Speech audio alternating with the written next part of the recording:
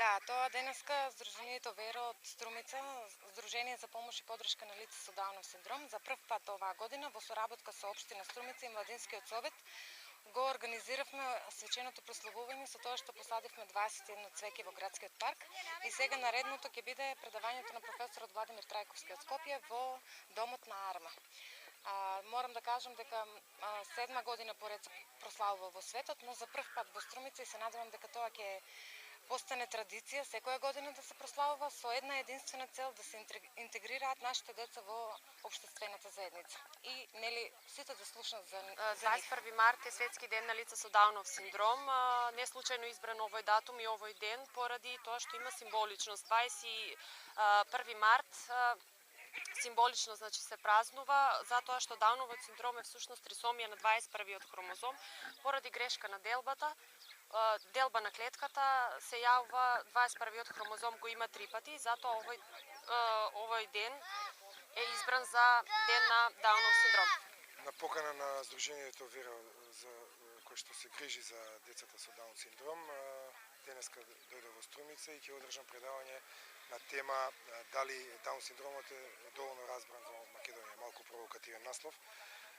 Сметам дека во заклучокот, тоа присутните ќе го видат, не е доволно разбран од повеќе причини. Значи, општествено-политичките чинители во Република Македонија немаат доволно сенс или немаат доволно смисол да го разберат овој проблем.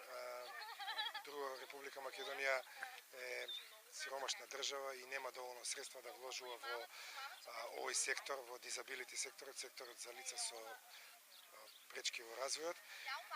Трета работа е затвореноста на родителите, особено знаете заради оној наш македонски и балкански менталитет, лицата кои што семејствата кои што имаат лице со одредена инвалидност се малку затворени во своето обкружување, се плашат од стигматизација, од обележување, од оговарање и така натаму и така натаму.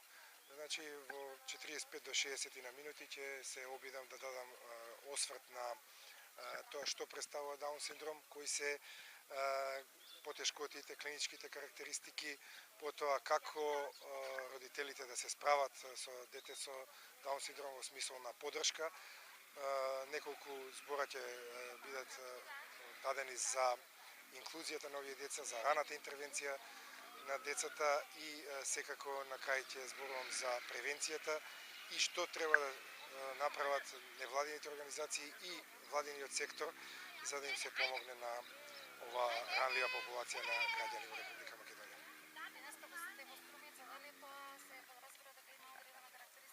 Јас се радувам што и во градовите од внатрешноста како што е Струмица веќе се прават вакви напори да се одбележи овој светски ден.